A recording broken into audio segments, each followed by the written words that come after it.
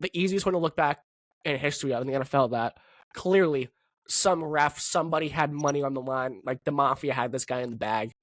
Because that Saints-Rams pass interference in 2018 that was not called is the most blatant pass interference called ever. So I don't know if the NFL is rigged. It's not, it's not scripted, but I think the NFL is going to maybe the next shoe to drop in this whole sports gambling. The Fed looking at sports gambling and fixing sports games. Maybe the NFL is the next shoe to drop in that, where they figure out, oh, well, maybe X, Y, and Z were in cahoots with the Mafia, or referee B had money on it, was telling friends, the point spreads this way, but we're going to call things heavily against team B, bet on team A, or the overs, whatever. We're changing things up today. Tom is a little he's here, but he's a little out of commission. Under the weather. He's not feeling his best. He's not feeling his best, so he's having a rough day. Did you work today, or did you take today off? Today was my first day off since last Friday. I don't even know. It was my first day off in a while. Okay. Anyway, besides Tom is doing awful. Boston sports are looking on the upside a little bit. Patriots get a big victory over the Browns. Kind of a boring game if we're going to be honest. But they got a big win. They're up 6-2, still number one in the division. Celtics get a huge win over the Cavaliers last night, making their record 2-3, which isn't the greatest, but it's going in the right motion. Bruins, however, doing Bruins things. But then in other news, the Blue Jays had a fantastic game last night, putting business up against the Dodgers last night, taking a 3-2 lead in the World Series with 2 home runs within the first 2 pitches of the game. That is insane. Cool. I think that's crazy. Tom is limiting his speech.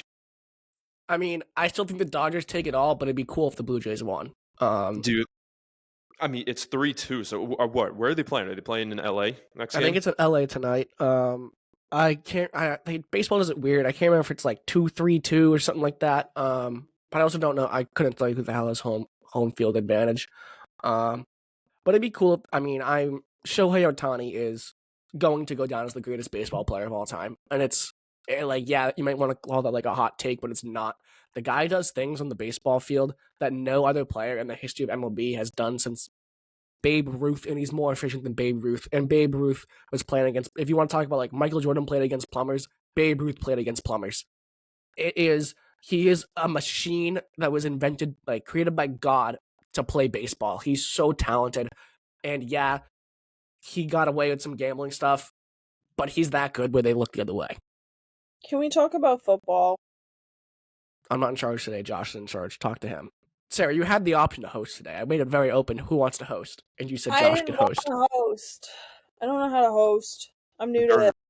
They're in Toronto, by the way. Just FYI. Sarah, do we have a tone setter for today? I think the NFL is rigged. From what aspect? The Chiefs. What? Not they won last game against the Commanders on Monday? Well, apparently there's proof that the Chiefs and the refs are in cahoots. Where's this proof then?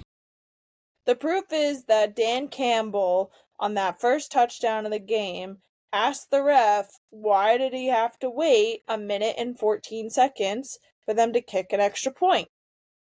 Didn't they play the Lions 3 weeks ago? And it's because the assholes from New York went boop, boop, boop, boop, boop, boop, boop, boop. Hello, referee. Overturn the touchdown. Make up some bullshit flag and overturn the touchdown. And the bullshit flag was illegal formation on Jared Goff. There's been a handful of kind of referee questionables within the past 2 years, I want to say. Mm-hmm. If you want to go back to last year with the Chiefs, winning by a miracle every single game last season, you can go ahead with that. With the no pass interference in the Bengals game. Mm-hmm. You can even go back to this prior week when the Eagles were going for the tush push and the Giants clearly knocked the ball out of Jalen Hurts' arm, caused a fumble, but then they overturned the call, say that he was over the line beforehand. And then they ended up scoring on that drive. Saquon Barkley ends up scoring, and then I I think the exact drive after is when Cam Scatabo goes down. Yeah, Scatabo goes down with that terrible injury, by the way. I know. God He'll awful. be back in like 2 weeks. Yeah, put some ice He's on gonna put spikes on his boot and he'd be like, I'm ready.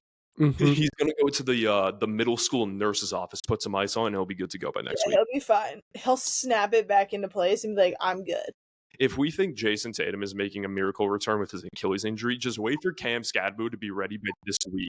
I know. I said Ready for him to be ready. that's Xander's running back, and he was so pissed. And I was like, babe, he'll be back next week. Don't even worry about it. And he was like, his ankle was the wrong way. And I was like, dude, he's gonna wrap it in fucking duct tape. He's literally gonna rub some dirt on it, put some duct tape on, and go on the field. Yeah, I he's could a see psycho. that. He's a psycho. Like, back to the Chiefs real quick. I'm gonna say it. I don't think they're that good, especially this season. Past seasons, I can see it. Like there was a season where Travis Kelce, he was good. He was someone that you had to be worried about. in a lot of seasons, he was very good. Yeah. This season, though, I'm not seeing He's living the life of a showgirl. Not even him, but yes, not even him. But like Patrick Mahomes isn't even playing that well. He's actually the favorite to win the MVP right now He is. Yeah, I wonder why. because it's still Patrick Mahomes. Although I do, even though you did bring this point up 2 weeks ago, it's fine. I think it has a lot more validation now because of the whole. Not that you pay attention to like the NBA at all, but it has a No. lot more validation with the Chauncey Billups, the Terry Rozier, the Damon Jones whole NBA sports gambling scandal going on with the mafia. It has a lot more weight to it now to think, okay, someone might have some insider trade, like not trading. I mean, the NBA has there's very well known knowledge that there was an NBA ref that was in cahoots with the mafia 20 some odd years ago and was fixing games in favor of points, whatever it may be, things like that. So sports as a whole have to be, especially last Sunday. I think the news came out Friday or Thursday or Friday with Chauncey Billups, or maybe Wednesday. It came out late last week in the back half of the week. So it's in everybody's mind going into the weekend. The NFL had to be on it when it came to officiating last week. And I get it. The refs are never going to be perfect. It's just not going to happen. It's the human error. However, some of these calls that we've seen, like the Giants-Eagles game, where everybody on earth knew that was a fumble, but somehow the NFL gets it to be turned over where it's whatever the hell, forward progress was stopped, whatever the hell it was. And then I'll get to you in a second, Sarah. I see your hand. That flashy ring you were showing off before we started the show. I can see it bright. And then my eyes. My precious. Looking at the movie about the rings. I don't know. I never watched The Hobbit. And then you have the Chiefs. Rings. Huh? That's Lord of the Rings. My precious. Then what the hell's The Hobbit? Okay, just keep talking. Is The Hobbit the one with the chalice? The Hobbit and Lord of the Rings, they correlate. So but they're not the same thing. I wasn't wrong. But then you have the Chiefs. Only knows Dune. The Chiefs-Lions game, and even that Pat Saints game, to bring it back to New England, that Pat Saints game was terribly officiated, where it took like 90 seconds for them to call a penalty, and then it wasn't a PA, whatever hell. So that all professional sports need to be locked in on making the officiating as good as humanly possible. But you can't tell me that certain plays have not been rigged. If you look back, I mean, the easiest one to look back in history of in the NFL that clearly some ref, somebody had money on the line, like the mafia had this guy in the bag. Because that Saints-Rams pass interference in 2018 that was not called is the most blatant pass interference called ever. So I don't know if the NFL is rigged. It's not, it's not scripted. But I think the NFL is going to maybe the next shoe to drop in this whole sports gambling. The Fed looking at sports gambling and fixing sports games. Maybe the NFL is the next shoe to drop in that, where they figure out, oh, well, maybe X, Y, and Z were in cahoots with the mafia, or referee B had money on it, was telling friends, the point spreads this way, but we're gonna call things heavily against Team B, bet on Team A, or the overs, whatever. I'll make sure if it comes down to the end, I'll throw a flag so that the over doesn't hit. So I think you make a good point there. I wouldn't be shocked if something were to rise up. I mean, again, history explains that all of this stuff happens in the past, and it just happened last week with Chauncey and the NBA. So I wouldn't be shocked if I don't expect this stuff to end. That's kind of my point right now. I don't expect any of this stuff to ever end. Obviously, I would love it to end so we have fair play and fair game for everyone to enjoy. But I'm not expecting every single thing to be picture perfect. I mean, we don't see behind the scenes. I'm sure there is something, whether it's something right now or something, building up for the future. I'm sure there's something in the NFL that people don't know about that people are very well aware of, and it's not going to get found until it could get found right now, for all we know, or it could not be found for a couple of years. But I'm not going to be shocked anymore after watching what happened to Chauncey Terry and Damon Jones. I'm not going to be shocked if the NFL comes out being like, oh, so-and-so, so-and-so, and so-and-so have been fired from their refereeing jobs due to bribery from so-and-so. And you know what, make refs less likely? All right, obviously the way it happens is they get in debt to somebody bad, and then the bad person, mafia guy A, uses them to get the money back or whatever, and just kind of uses that connection. But what make people, NFL refs less likely to go, ooh, I can be making a good chunk of change in these games if I just, tell my buddy, hey, bet this way and I'll make sure it happens. Why don't you make the NFL refs full time and pay them a decent salary? Yeah, Because they're I would love to be a ref. I think I'd be a great ref. I think it would be the most biased ref in NFL history. No, I wouldn't. You're telling me if Myles Garrett lays down Trevor Lawrence, you're not calling a flag and unnecessary roughness on him? No, I'm calling targeting, and he's getting suspended for the rest of the Targeting. Exact. So even worse. Yeah, Sarah would be the most biased ref in NFL history. a great ref. I don't know Guy A's cute. You touched him. Penalty. You're going to jail. I can't say anything because I think I would also be a terrible ref. Not because I don't think I can make good calls. I would just get distracted by the game. I would. I would completely miss a call because I'm distracted by the actual game. Be on the sideline, and they would a big play would go down in front of me. I'd just be like, yeah, no, that's shit. I'd see Hunter Henry in the end zone, but then I would see Drake May laid out from roughing the passer. I'd be like, oh, my bad. No, Trevor Lawrence gets tackled, and Sarah runs over to go fight the guy that tackled Trevor Lawrence. Oh, definitely. Or they're the Jags are on defense, and Sarah's on the sideline, and she's turned around just watching Trevor Lawrence on the bench go back and forth from the plays happening behind her. And she just starts throwing flags left and right. She's trying to get a selfie. She throws the flag and then seductively bends over to pick it up in front of Trevor. Oh, I dropped my flag. Sorry, Trevor. Trevor, will you sign my flag? What? My shirt came off? What? I don't know how this happened. It's defective. And suing. This Jaguars underwear that I'm wearing? What? You're going far. You're going far now. I said a selfie and an autograph. You're just going. This selfie was funny. This is now everything I said was hilarious. That was funny.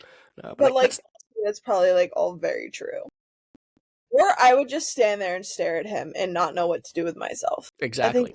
I think that's more likely.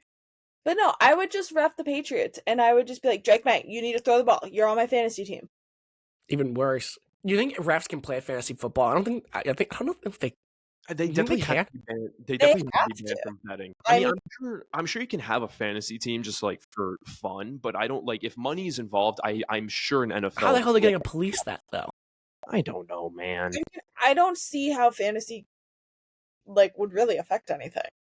Sarah, you just said I know we're joking, but if you're a ref and you have Drake May on your team, I would say I meant I would visibly be yelling at him, Drake, throw the ball to Stevenson or some shit like that. But let's say who's your running? Let's say Derrick Henry breaks off a 99-yard touchdown run, but there's a holding at the line of scrimmage. You might be less inclined to call it, so you get that 99-yard touchdown run. I would not call it. Exactly. I rest my case. Bam.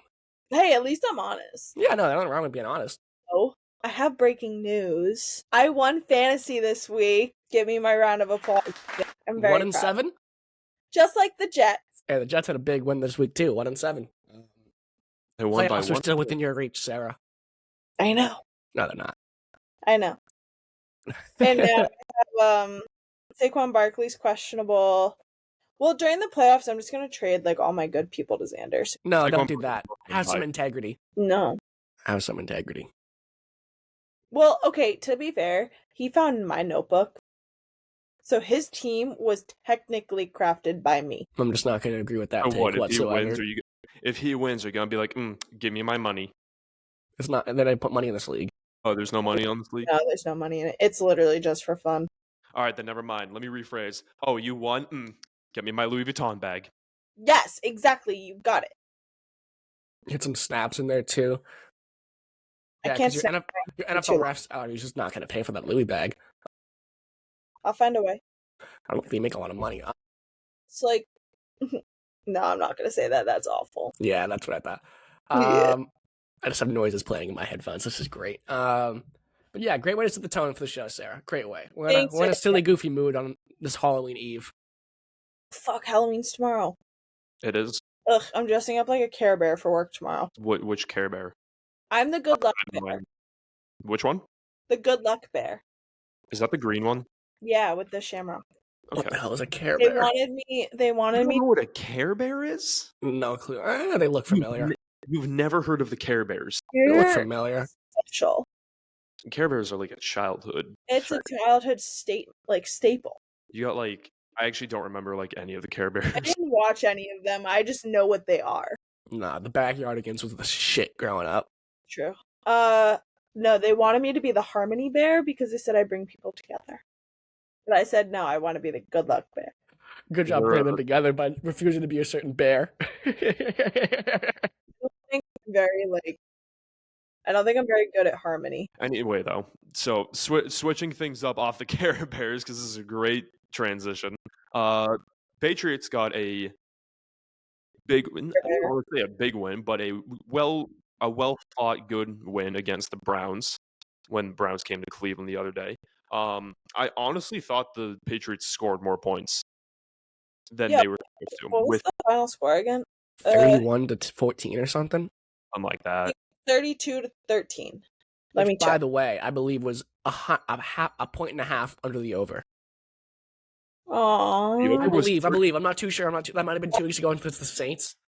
No, I didn't even gamble last week. That's bullshit. I did gamble last week. I hit 1 touchdown on my 5 touchdown. Yeah, that was probably the worst touchdown parlay I've seen in my entire life. And they suspended cash out before halftime, so I was like... We should have done that before the game. That was never hitting. I know, I was just bored. I mean, let's make something that's possible to hit. I wanted to be the most impossible parlay possible. You gotta do that like Sunday morning where you do a 16-game, 1 touchdown score on each game. That's the best way to do it. Throw like $1 on it, pairs at $1 million. And I could get 3 Louis Vuitton back. More than 3. I had 1 last year, sidebar. I have other things that I want. I just can't. Well, I would get a Louis Vuitton bag. I'd get 2 Louis bags and a Prada bag. I had a 11-leg touchdown parlay last year that made it all the way through the 1 o'clock games and through 3 of the 4 o'clock. So that's like 7 out of the 9 legs hitting that parlay. And I was at work that day, and me and the part-time guy were watching the game. I was like, Zach, this might hit, bro. And we were gonna do maybe like Thursday Night Football too. I don't know why I had a Thursday Night Football one in there, and it just kept going. I hit the international game too. I was like, this is gonna happen because I just had like the worst week of my one of like the worst weeks of my life. It was I think it was 1 pays at like 50,000, or maybe it was like 10 cents pays at like 50,000. It was a 9-leg, 11-leg touchdown parlay leg. But sadly, it fell in the final 4 o'clock game, and the late night game never hit either. Huh? Could you have cashed out? Yeah, but I think the cash out was probably like $40, and at that point, I'm letting it ride. I'm not a cash out Sally. I let those things ride. I'm not a cash out guy. Do you even cash out at all, or do you just ride or die? I very rarely cash out. I'm not a cash out Sally. I am let it ride Tom. I'm sorry, but like if the cash out's at like 3K, I'm taking it. Yeah, it depends on the bet. Like when I bet like 10 to win a couple hundred, I'm not cashing that out. I can afford to lose $10. Yeah, exactly. But yeah, Patriots game this week. If they could just not start slow, that'd be awesome. Like you have to clench your butt cheeks the first 25 minutes of the game, and then they just win. It's so annoying. I mean, it's fun because like you care, but it's like, hey, you can play better, play a full 4-quarter game and run the ball better because that's going to be a problem. At the same time, though, I don't want to sit there and I don't want to blow out. I hate blowouts. I mean, I like them and it keeps my anxiety down, but like that Bills game, that's what I love. Yeah, everybody wants a close football game. I love that. But I hate overtime. I think for starting slow, I understand it with the Browns game because the Browns is an elite defense, so maybe Drake May needed like a quarter or two to adjust to kind of figure out the scheme of their defense. But if we're talking about teams where it's like really bottom of the barrel with no defense, like the Titans, the Panthers have an okay defense, the Saints, there really shouldn't be any start slowing with those types of games. So it would be kind of nice to see eventually when you go against more of those bottom barrel teams, you kind of just start like again, we don't want I understand people don't want to see a blowout game because it can be boring and like just whatever.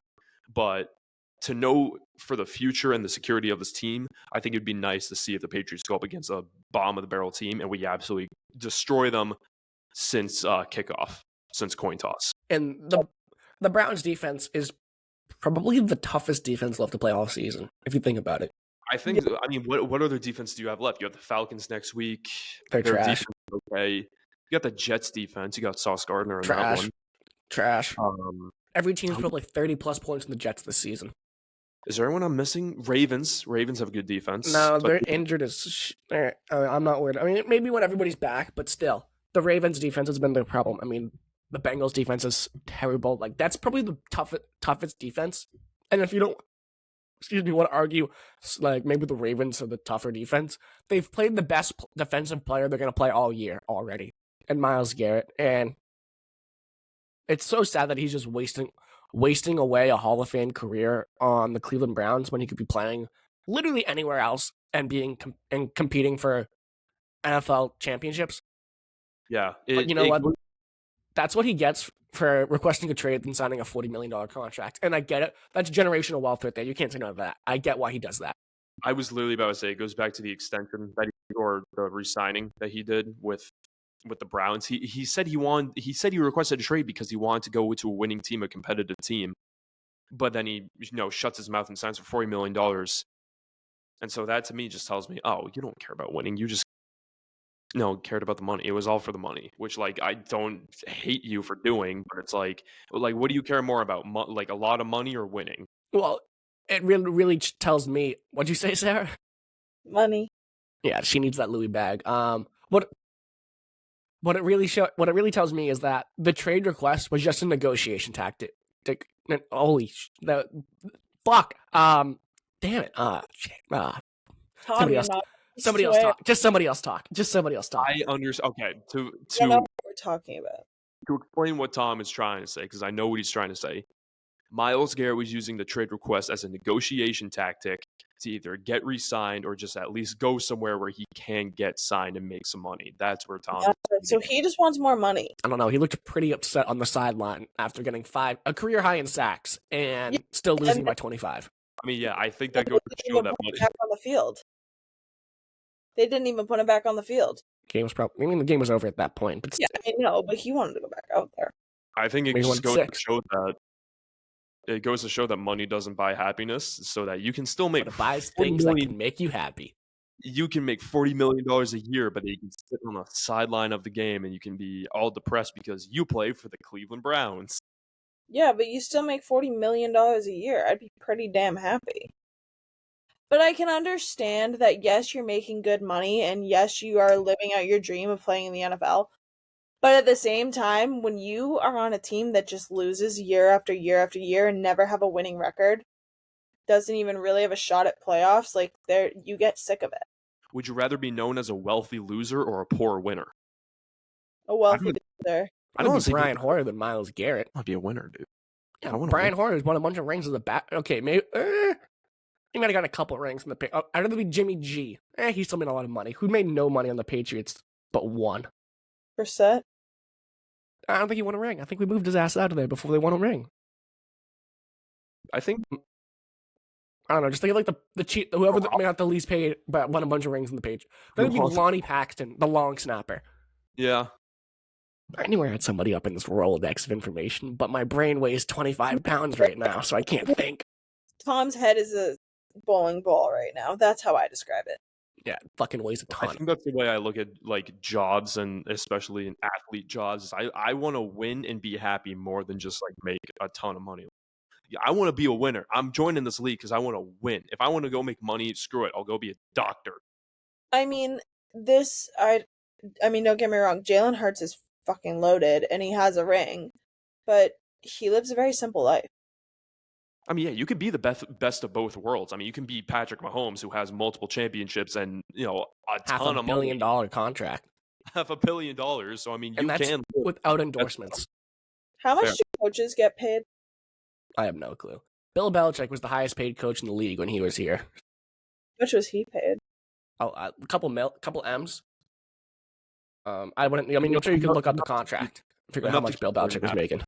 Enough to keep I Jordan think happy. I need to dip my Enough to toe. keep Jordan happy. Yeah, Well, I want a Louis back. I'm sure an NFL head coach can afford a Louis bag. Okay, so I guess that's what I have to do. I think there's other ways you can get a Louis bag without becoming a head coach. Well, I kind of want to be a head coach. I think it'd be fun. Yeah, I enjoy yelling at people. nice. Can't you see me like on the sidelines with my little headset, and if I disagree with the ref, I walk my ass out there in my fucking Louboutin heels and I point my finger in his face with my freshly manicured stiletto nails and I threaten his life there on the field to overturn the play so that my team wins. And then he ejects you and you get fired.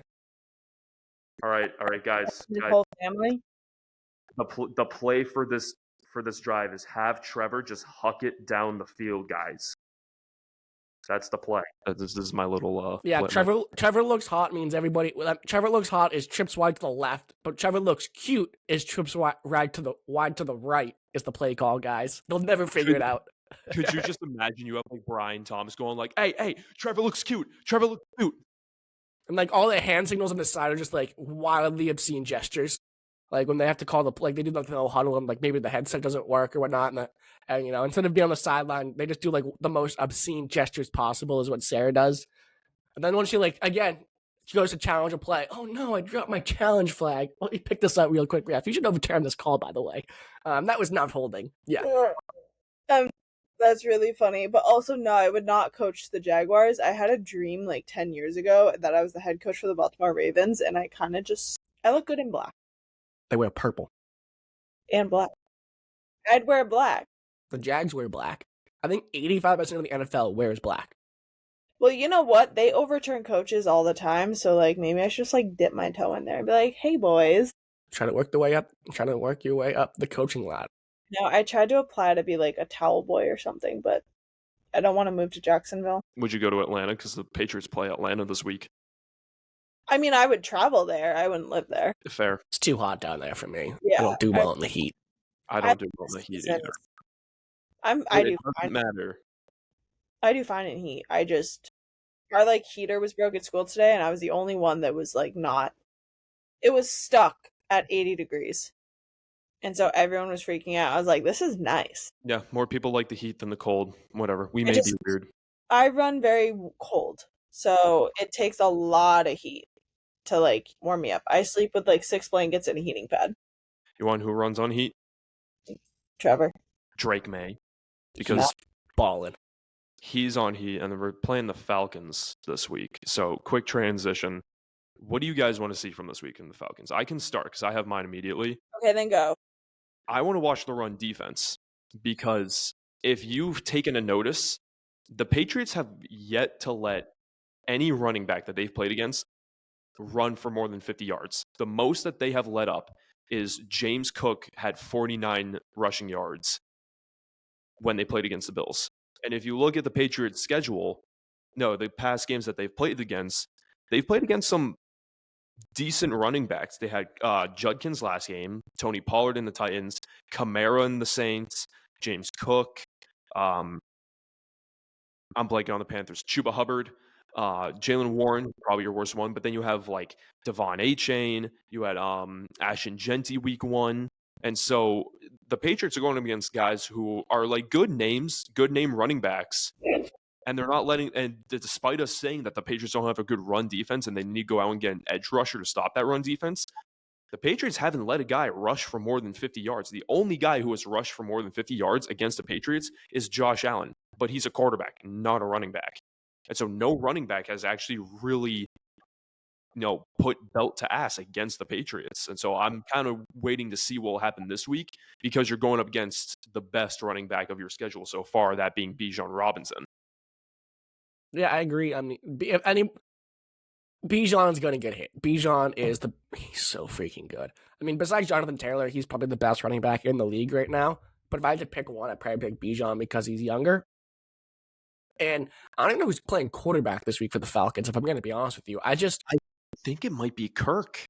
I think it might be Kirk because he ended last game. So I would just assume it's Kirk. think he played all last game. Didn't Kirk O'Chains play all last game? Both of them played horribly. I'm not gonna pretend like I'm watching Falcons games. No. Kirk who? Kirk Cousins? Yeah. Kirk What O'Chains. I had the right Kirk.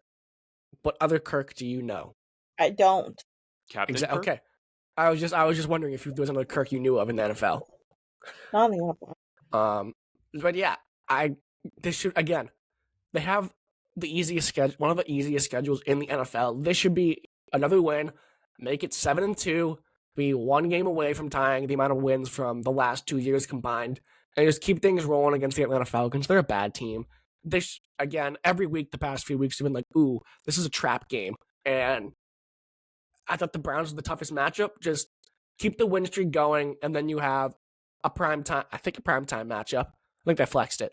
If not, you have a real team in the Tampa Bay Buccaneers up the week after. So yes, I don't want to look too far ahead, but let's take care of the Falcons. And again, the two things I want to see improved is I want to see a faster start. They start so unbelievably slow for no reason whatsoever, and then they just come out. It's the last 5 minutes of that second half, or that first half, excuse me. They're nails, and then the second half they're solid. Just play the full 4 quarters, please and thank you. And then the running game needs to be better. It was better last week against a really tough defense, but it needs to be better because at some point in time, they're going to be playing ugly weather games in New England. Come playoff time, you have a home playoff game. It's going to be disgusting weather. And that's when you need to be able to run the football. When the weather is ugly, you don't have a lot of grip on the ball. Drake May can't throw the ball 25 plus yards a ton in those games because of the way the weather is. You got to be able to run the football. And Drake May, just let this dude air the ball out. I mean, over the top. He's the best deep ball thrower in the NFL. Not just by me saying that, by literally any statistical measure. He's the best at throwing the ball 20 plus yards in the air. So just keep doing that. Keep cooking. Make it a nice 7-2 going to the week against Tampa Bay. Sarah, what you got? Yeah, I know, I'm thinking. I mean, I agree with both of what you said. Honestly, I'm happy. I really have nothing to add. I have everything that I want and more right now. My team's winning. Although right now, if playoffs were next week, we'd be playing the Chiefs, and I really don't like that. So yeah, speaking of playoffs, how far do we realistically see this team going? They're 6-2, top of the division. But if they were to actually have a playoff game against some of these other teams, do we genuinely see the New England Patriots, who have not had a playoff game, who haven't won a playoff game in a couple of years? Drake May has never played a playoff game. Do we see them moving on somewhere, or do we just see them as like a first round exit? As long as Drake May can keep a level head, I think we could possibly go pretty far. I think it also heavily depends on who we play. It does depend, because I think if you go up against a team like, let's say, the Broncos, just to throw it out there, I think you could beat the Broncos in the first round. But if they get thrown up against the Bills, yeah, they beat the Bills the first round, but still, it's Josh Allen versus an experienced Josh Allen who's hungry to finally get to the Super Bowl versus a playoff rookie Drake May. Yes. I might give the edge to the Bills, even though the Patriots beat the Bills. I would too. But I think if we get somehow lucky and the Bills get knocked out and we have to go against, I don't know, another team. I don't even know who the fuck who's projected right now. But like the Bills or the Chargers or the Broncos. I think we could, if we have to face not the 49ers, God, I meant the Broncos. If we have to face the Broncos, I think we can win that game. And then if we move on to play the Chargers, I think we can win that game. I think if we're talking like highest ceiling, highest, I think the highest ceiling is AFC Championship. Agreed. That's with an easy schedule, though, in the playoffs, like an extremely lucky, easy schedule in the playoffs. If I were to be a little bit more realistic and dial it down a little bit, I'd probably go second round would be my ceiling. Yes. I'd go divisional round as my ceiling. think if Trevor pulls his head out of his ass and starts winning games and they somehow get back into playoff conversation and we play them right before like AFC championships, I'm sorry, but we can beat the Jags. Yeah. We can beat the only teams in the AFC that genuinely scare me in the playoffs are the Chiefs, Bills, and if the Ravens find a way to get there as a wild card. That means Lamar Jackson's healthy and everybody's healthy on that roster, which I don't think is going to happen. So the Bills and the Chiefs are the only teams that scare me in the AFC when it comes to a playoff game. The Colts are currently the 1 seed. I could not be less scared of the Colts. Like, they could be the bad guy under the bed, and I'm sleeping like a baby. I'm not afraid of the Indianapolis Colts whatsoever. I just don't think Daniel Jones can keep this up. I don't think he can. And if the Pats are able to stop Jonathan Taylor or slow him down to maybe 100 yards and a touchdown, which is crazy because that's a bad game for him this year, they're still fine because I'm not afraid of Daniel Jones, Michael Pittman, Adonai Mitchell, who's one of the dumbest players I've seen with my own two eyes, dropping the ball before the end zone and just fumbling it, and their one loss of the season against the Rams. So I'm not afraid of anybody else in the AFC besides the Bills and the Chiefs. The ceiling is what you asked. Yeah, what's your ceiling for them? I think they can genuinely make the Super Bowl with this roster, but I think they could with this roster if you get lucky in the playoffs. But I think more realistic is you win a game and you bounce. You're one and done in the playoffs.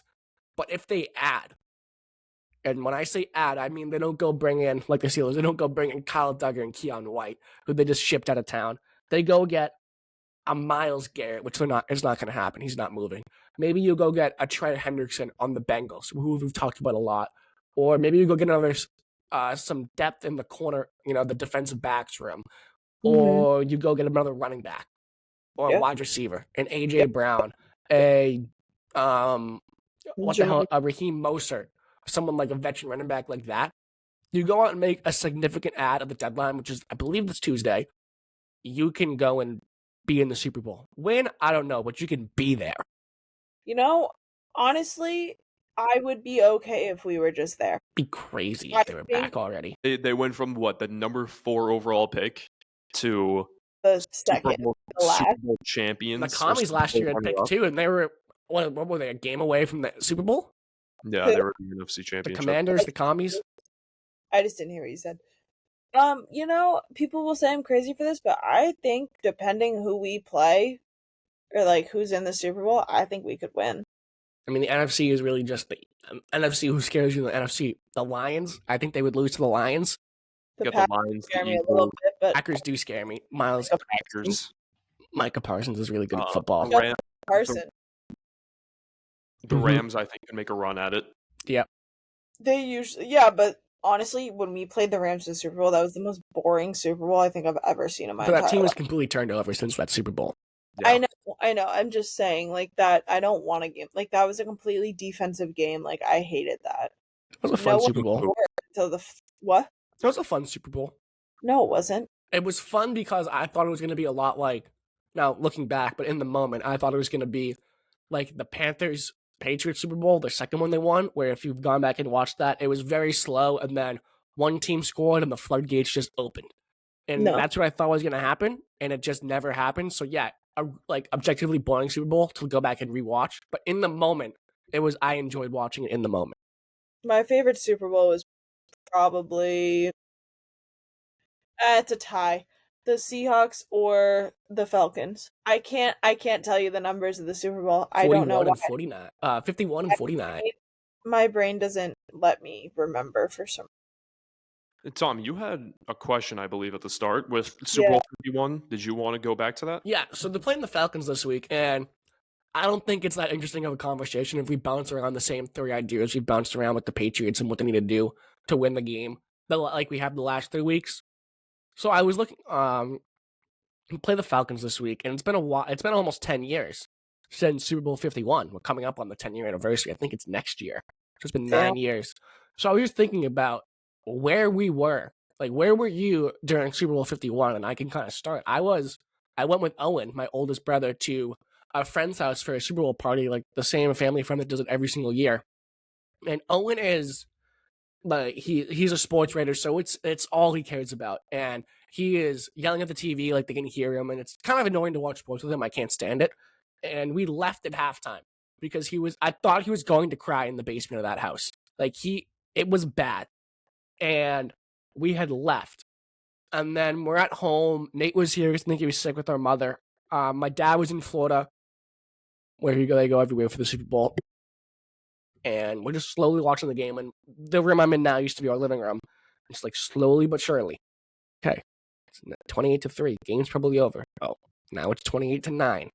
Now it's 28 to whatever the hell, 9 plus 8, 17. Like it just, it's not the right number at all. But whatever it got to, 16. Like they just slowly but surely chipped away at that game. And I think the biggest player of the game was the Donta Hightower strip sack. And yeah, Edelman's catch, miracle from God that happened.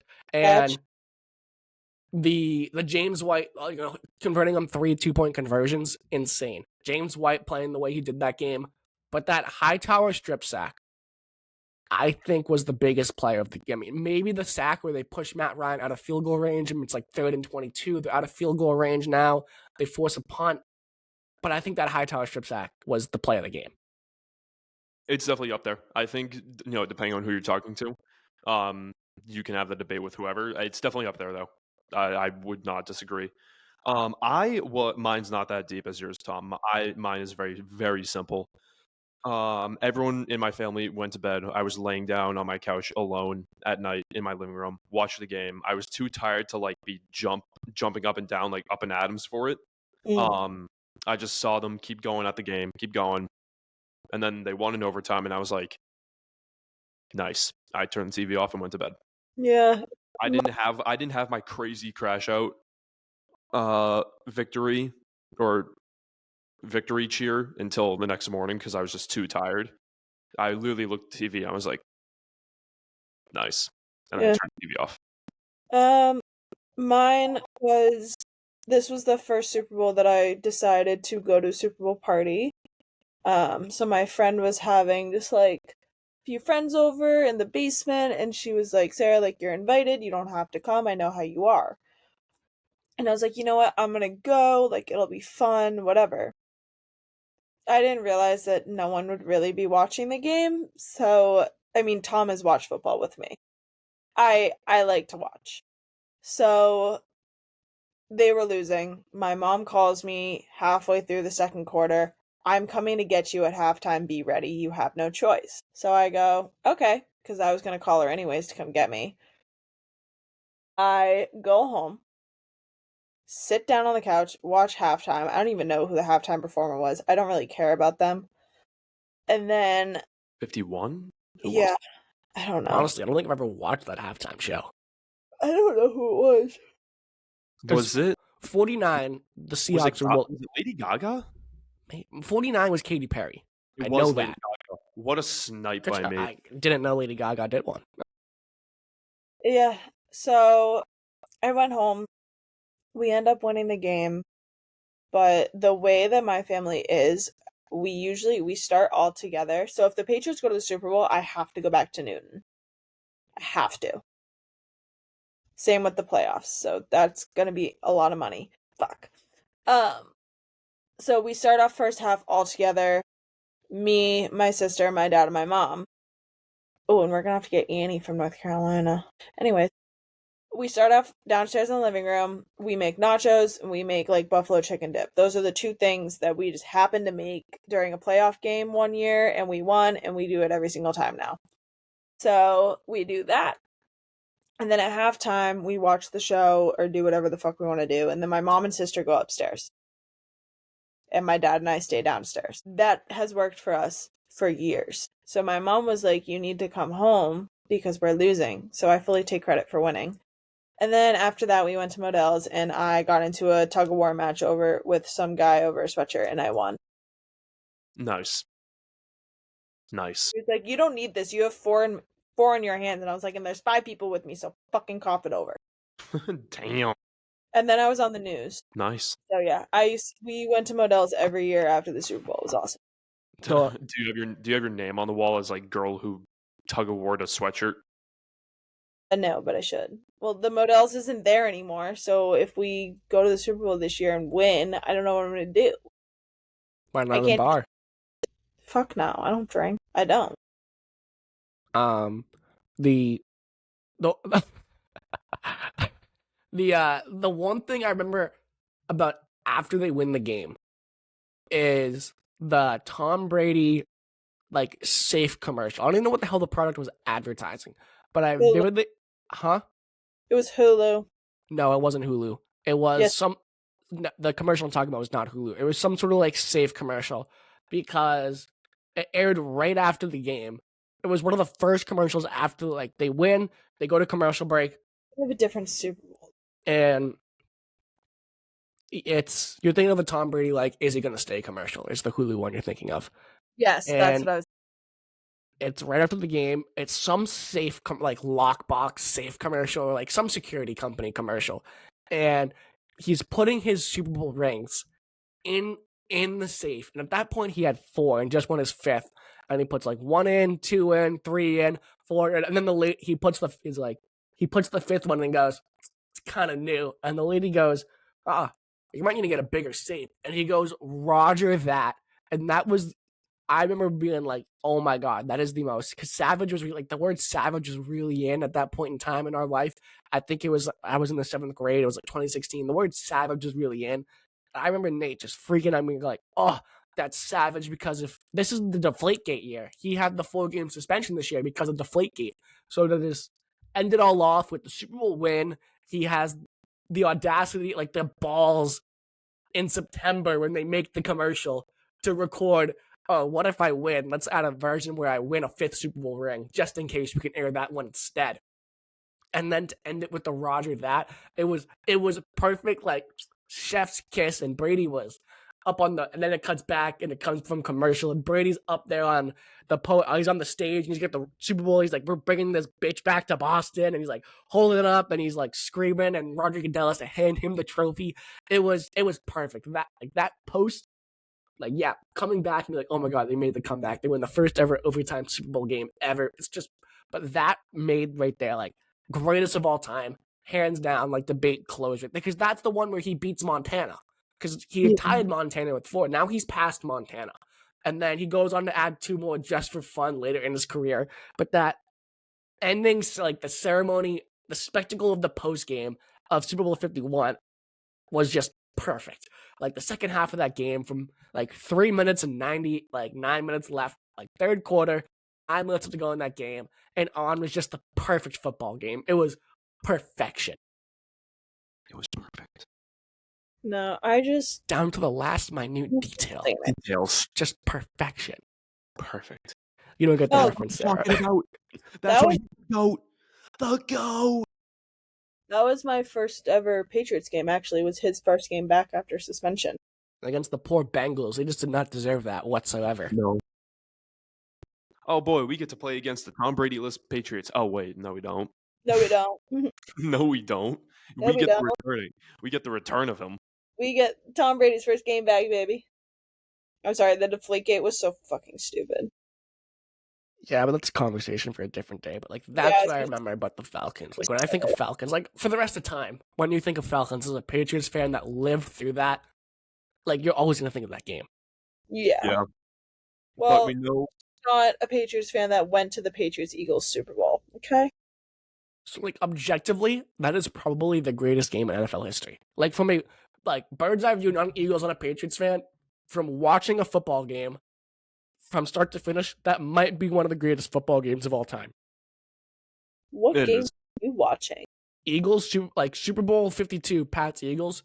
Not a Patriots, like watch it from the perspective of not a Patriots fan or an Eagles fan. Like from a pure football standpoint, probably one of the great, like up there with that Thursday night, Monday night Rams Chiefs game where they scored, like both teams scored 50 plus points.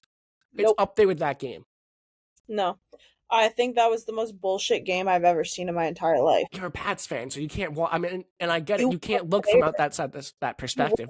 there. I'm agreeing I wasn't there, but even if not But, being like, there, being there, Pats fan, not Pats fan, from a pure ball perspective, That's one of the greatest games of all time, Sarah. No, it wasn't, because it was so fucking unfair. It felt like I wasn't in Minnesota. It felt like I was in Philly. Yes, I understand that this was the first time in a very, very long time that the Eagles were in the Super Bowl. And I understand that their fans wanted to show up for their team. Not only were they the rudest people I've ever met in my entire life, I think I was like 16, because it was 2018. So yeah, I was 16.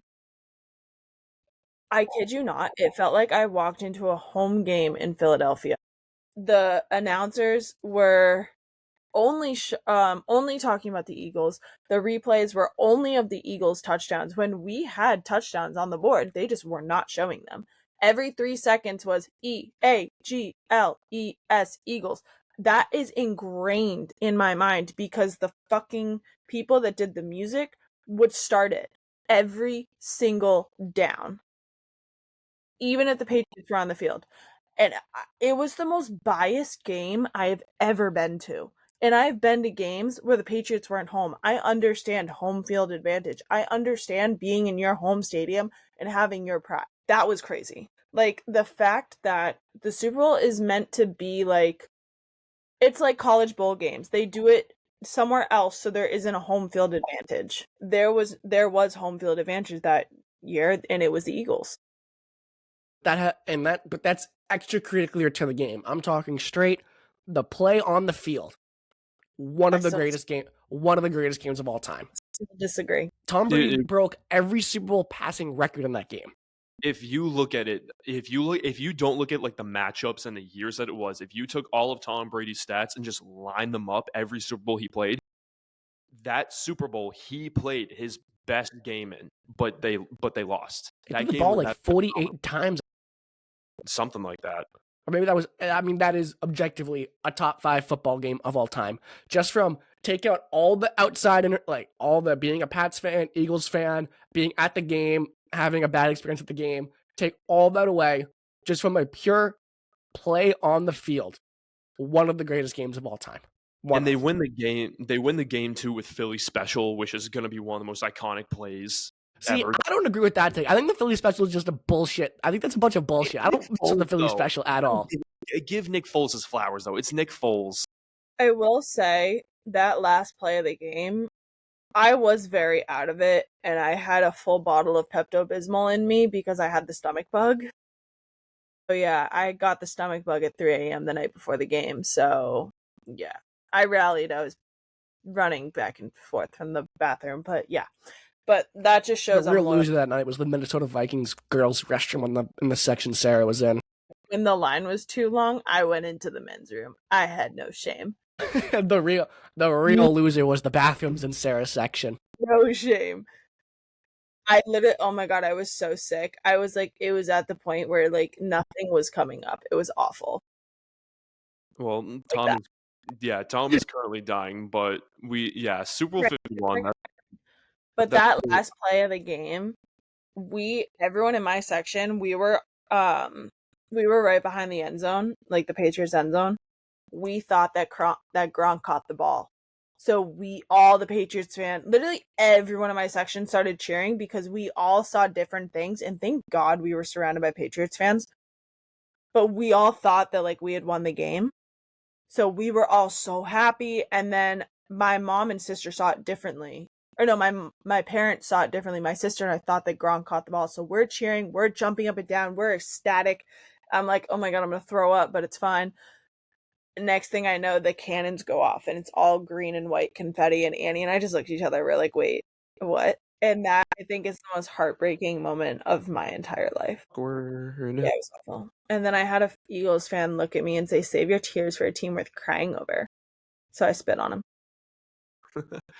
I said, I go have fun with the stomach bug, bitch. Super Bowl 51 and Super Bowl 52. Two of the greatest Super Bowls. Two very different games, though. But we know the Patriots play the Falcons this week, but it's time we go look at the rest of the schedule with our predictions for this week. Every week we give our predictions. Tom and I have a bet like we did last year. Our score at the moment, Tom, you're still slowly losing your lead. You're up by 6, I think. You're up by a lot at one point. You're slowly losing that lead. It's 80-79 now. You're only up by 1. At the end Wait, of the did day, I get anything right last week? Sarah, you had the Chargers right. This was the one that lost Tom point because he took the Vikings. Sarah also had the Ravens, the Bills. You took the Giants over the Eagles, by the way. I did. Yep. But you did take the Broncos over the Cowboys. You're welcome. Well, I had faith in Scat.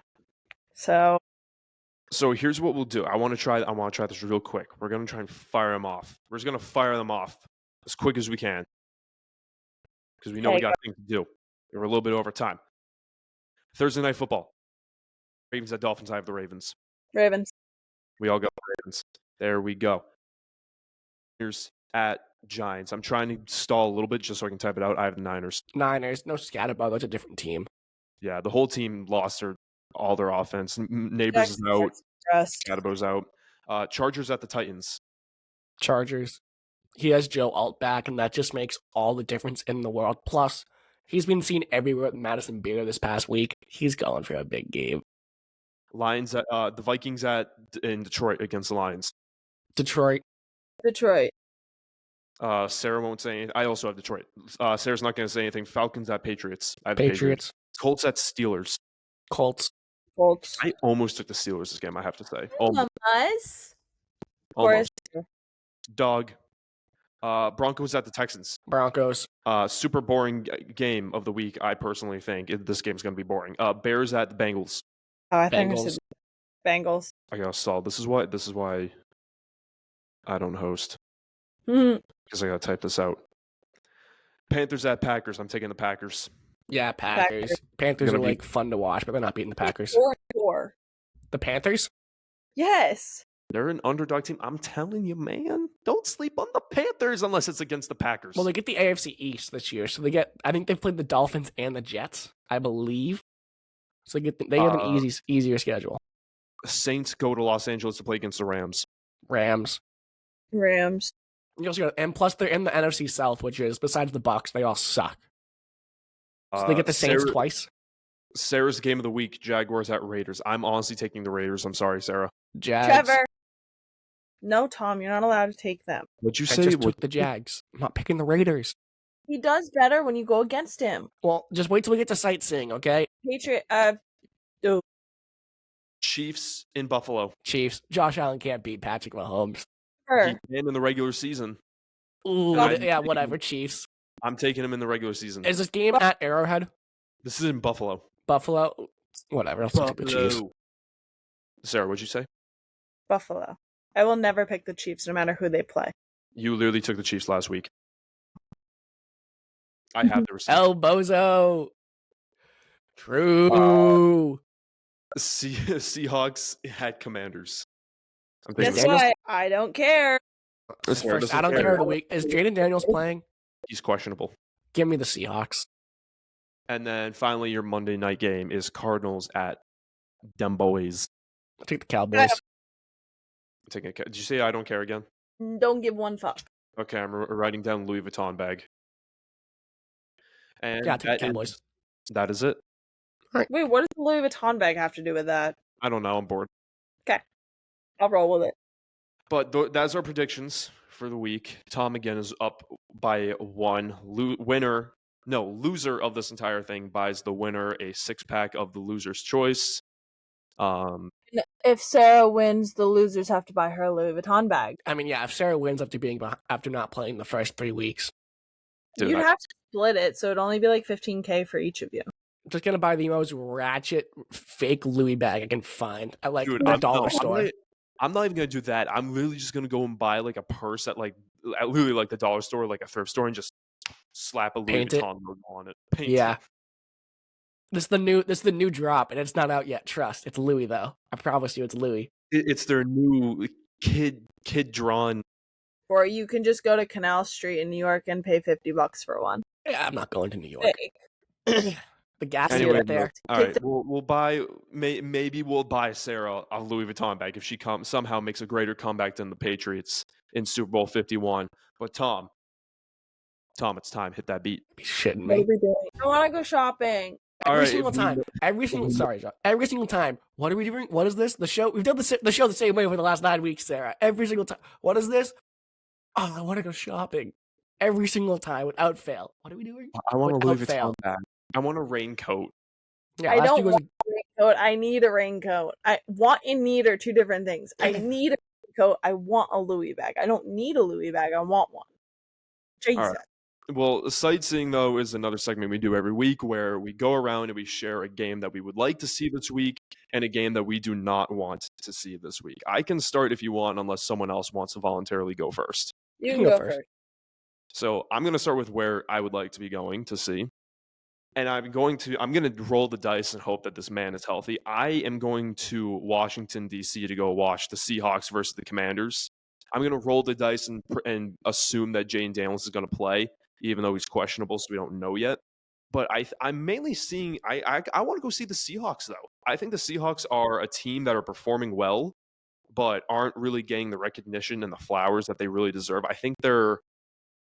I want to say they're 8 in, like, there's some, I think they're like 8 or 7 in the power rankings right now. Like, they're up there. I don't, like, people are not really recognizing the Seahawks for being that good of a team. JSN is absolutely balling. I think Sam Darnold, people said he wasn't going to do well in Seattle, but he's kind of proving them wrong. So I'm excited to see more Seahawks football right now. Washington's from Washington State, not DC. No, they're from DC. The Seahawks are from Washington State, Seattle. So you have the nation's capital, which is where the Commanders are from. Therefore, like commander-in-chief is the logic behind it. Whoa. And then you have Seattle, which is all the way over here in the United States. Wait, no. She's trying to change the subject. Wait, no, I truly. Did you genuinely think that the Commanders played in Washington State? Yeah, everyone just said Washington. Yeah, that's what their name is, the Washington Commanders. I never realized that, like, the Seahawks were from Seattle, and I never put it together. The Seattle Seahawks are from Seattle. No shit, Sherlock. You're the one who just said you didn't know they were from Seattle. I meant, brain, they're Seattle Seahawks, so they're from Seattle. It never correlated to Seattle, Washington. And the Men. The Washington Commanders, if they were in Washington State, the Washington Commanders are in the NFC East. You think I care about that? Kind of supposed to be location based. They're not really, but they're kind of supposed to be. They're not their best. Like the Cowboys are in the NFC East, and they're all the way south in Dallas. Mm-hmm. That's my team I want to go see. Tom, where are you going? So I'm stopping to see the Chiefs Bills while Sarah looks up where the hell the Commanders are from. I just looked up where their stadium was because I was confused as to where it actually was. The Chiefs Bills it's a marquee matchup when you have Josh Allen v. Patrick Mahomes. So our lead team, like our nation's team, was the Redskins. Crazy. But yeah, this team. Bring it back. And we're getting canceled this week. Yeah, We're getting canceled this week. I mean, they're okay with it. Sarah's comments do not reflect on the other two hosts on the show. Sarah's comments reflect solely on herself as a human being and not the Duckboat Dispatch podcast as a whole. Sorry, I had to put that disclaimer out there. Do not condone with anything that Sarah says. That should be a disclaimer at the start of every single video. Yep. Anyways, I'm stopping. Put that on the thumbnail this week, Josh. I'm stopping to watch the like you know how on gambling ads they have very small on the bottom, tiny little text. They're like, call, for gambling problem, call 1-800-GAMBLE. Like that size text, please. Yeah, I'll get creative with it. Anyways, I'm stopping to watch the Chiefs and the Bills. This is a marquee matchup every single time when you have Josh Allen v. Patrick Mahomes. It's the modern day Peyton Manning versus Tom Brady, and not. Yes, it is. Yes, it is. This is the modern day Tom Brady versus Peyton Manning matchup. What other QB matchup in the NFL would you correlate to Tom Brady v. Peyton Manning? Tom Brady and Peyton Manning. But the modern day, that was 15 years ago. Modern day. No one, because no one's that good. But it's the modern day Tom. I mean, I don't know. Well, actually, the modern day Tom Brady is looking to be Drake May. Right, well, maybe at some point in time, we'll say the marquee matchup is going to be Drake May versus, I don't know, who was in his draft class, Bo Nix or whatever the hell you want to call it. It's not going to be Bo Nix. I think Bo Nix sucks. He doesn't suck. He's unbelievably mid. Ironically, he is the quarterback for the Broncos, so Yeah. it works perfectly. Yeah, just like this is the modern day. You can't. I mean, I don't know how to. It's modern day Manning versus Brady. It is. It's the two best QBs in the league going at it, and it's always a matchup you want to watch. Ben Roethlisberger and Drew Brees. I would say it's the modern day Ben Roethlisberger and Drew Brees. Just want to take him down a notch every single time somebody talks about Patrick Mahomes. All right, fair. What game do you want to stop and see this week, Sarah? Trevor. That's it. Well, and the Bills. So you agree with me? So you want to go see the Chiefs? I don't agree with what you said, but I just think it'll be funny to watch him lose. Well, coming off what Sarah said, I took a peek at the rundown. Tom, I think you should start off with where you don't want to go. The game I am not stopping to see, and I'm very sorry, the Jags versus the Raiders. I'm sorry, but I think the Jags are a very fraudulent 4-3 team, and the Raiders play really bad football. They play boring football games, so I would not stop to watch this game. I do think it'll be a Jags win, but I don't think it's going to be a fun game to watch at all. I do, because Trevor's there. Yeah, but I don't care about Trevor Lawrence the way you care about Trevor Lawrence. I love him. I'm aware you love him, but I think he is not at all what he was hyped up to be coming out of the draft so far. And he's overpaid, in my opinion. He's not worth $200 million. You know what? I hope you get sicker tomorrow. I'm actually feeling pretty good right about now, but that's because the Advil, the whatever else I'm on, and the whatever else I'm on is starting to kick in. So I'm feeling pretty good, and I drop all my pills. I hope that you run out of Advil and you don't have time to get more. That's good, because I got 3 bags in my. I've been bringing them to work. I got a bottle in my desk, I got a bottle in my bag, I got a bottle in the kitchen. I have 3 bottles in my room. I have 2 in my purse, 3 in my car, and 4 downstairs.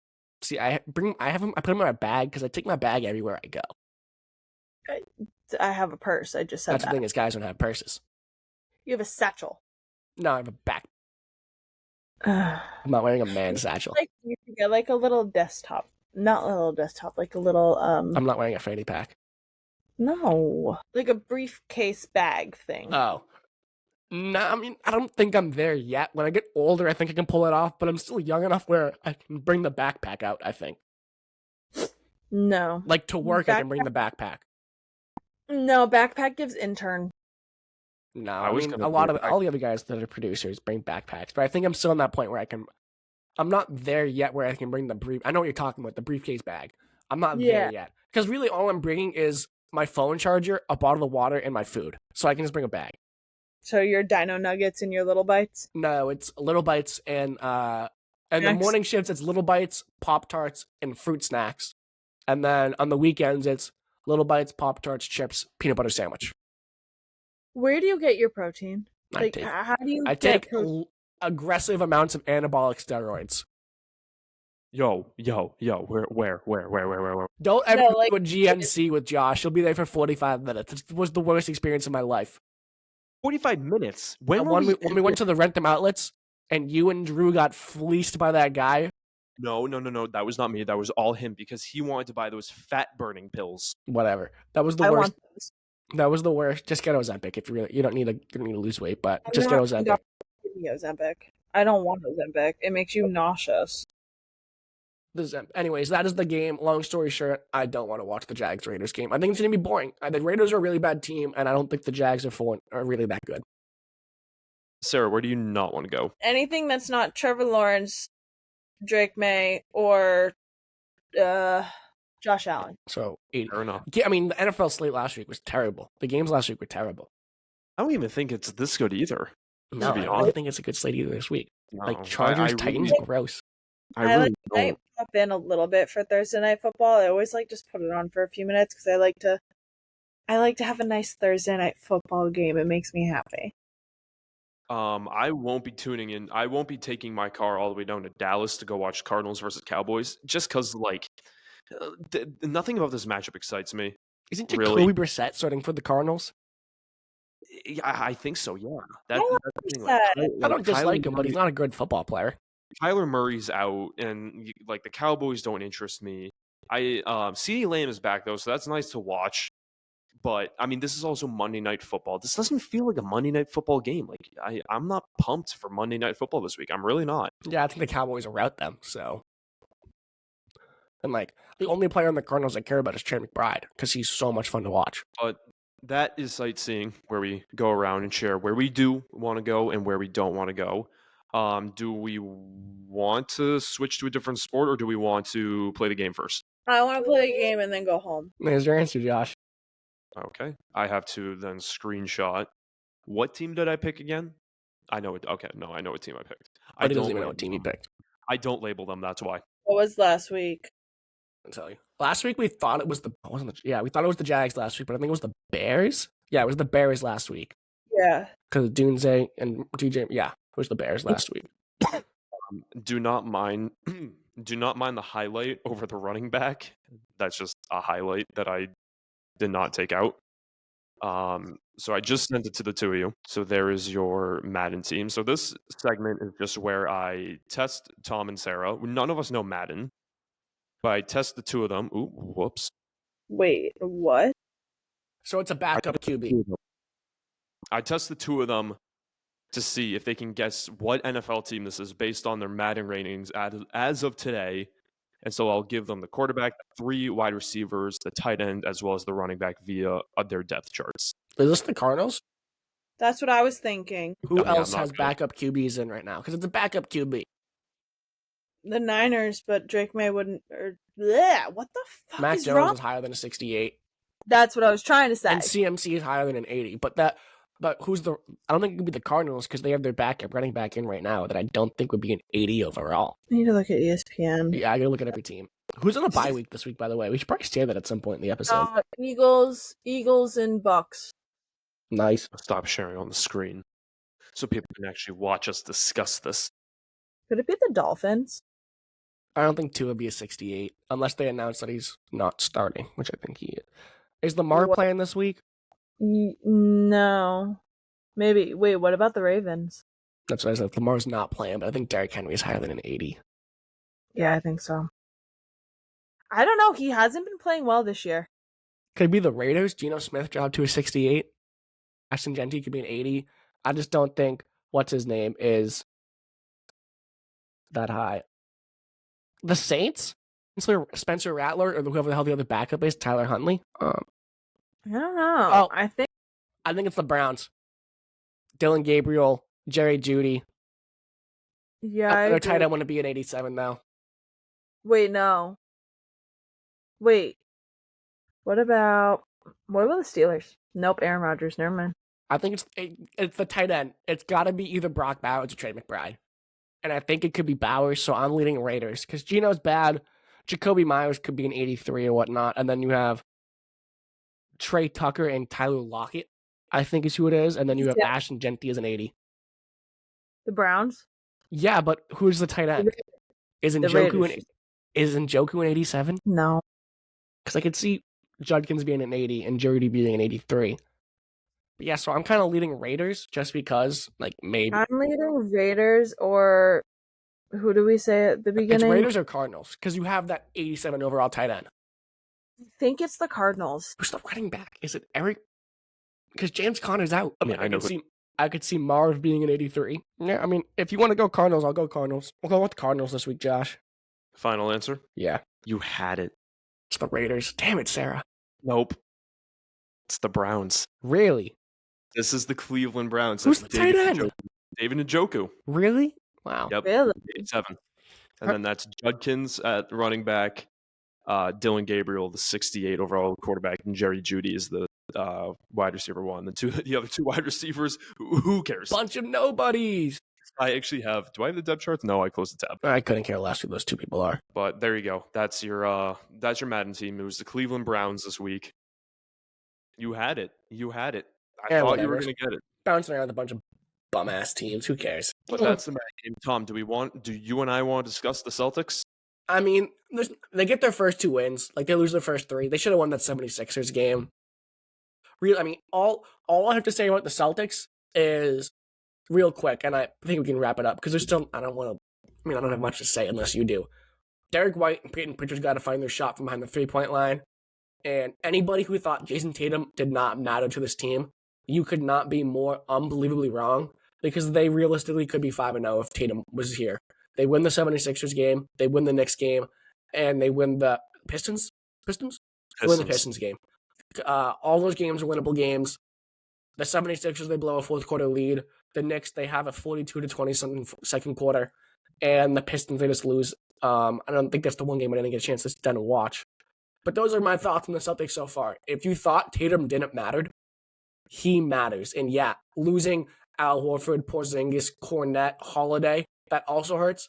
But not having your best player, your top 3 player in the world, in the league, on the floor every single night, hurts. It does. And we're going to have to just accept that and deal with it until he comes back.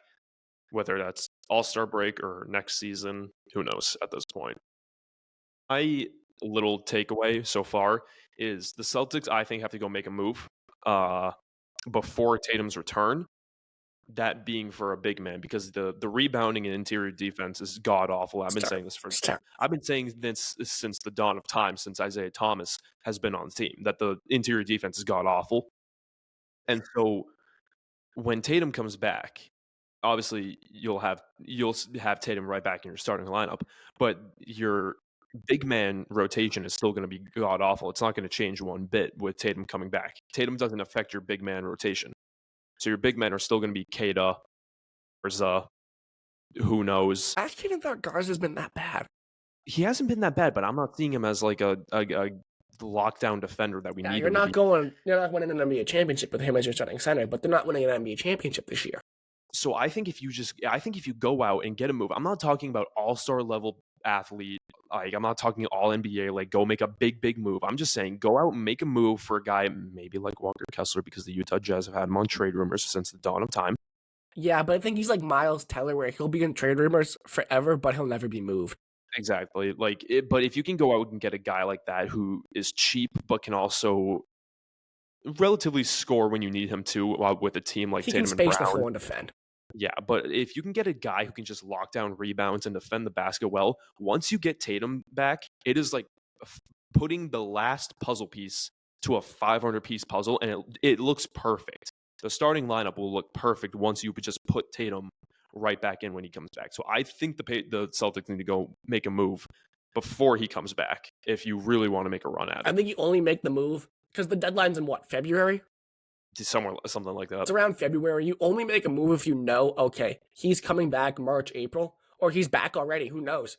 That's the only reason you make the move. If it comes to the deadline, Tatum's not looking like he's going to be back, you decide you're going to shut him down for the full season, officially. Don't make a move. Play with the team you have. And if you're a 6 seed or around a 500 team and you're 5, 6 seed, wherever you are, or you're higher, whoop-de-doo, you do whatever you can in the playoffs. Give the Celtics fans something to root for. And then next season, you come back and you reload. You go get a big man. You move guys like Simons, maybe Hauser, maybe Shineman, whoever you need to move. Bring in some pieces to go make a run for Banner 19. Because like I said last week, Josh, it's all not going to matter when Victor Wembanyama reaches his full potential and he takes over the league. I'm serious. It's not going to matter. They're going to need a top 5 big man to compete with him because he is that freaking good if you want to win an NBA championship. And that scares me. So, and I think the Spurs can unlock him this year. And if not, this year, next year. And it's all going to be, is he healthy? Do they have a team around him? And if he is, nobody else is winning a championship. It's going to be interesting to see when Tatum comes back, but Wemby is slowly entering his prime. They're undefeated, I think, right now, the Spurs. Mm-hmm. But Wemby is slowly entering his prime, even though he's only, his 3rd year into the league? Was he 22? Something like that. Yeah, but that's going to do it for today's episode of Duckboat Dispatch, episode 24. One more episode, and then we're halfway there to 50. We want to thank you so much for watching and listening. Make sure to subscribe, leave a like, follow us on Instagram and TikTok at the Duckboat Dispatch. Make sure you share this video with a friend, as Tom always says. Be a friend, tell a friend. That's going to do it for today's episode. Again, Tom and I do not affiliate ourselves with anything that Sara says during this recording. So don't involve us in anything that may or may not offend you during this episode. We will be putting that in the thumbnail. But thank you so much for watching. We will see you in episode 25. Thank you so much.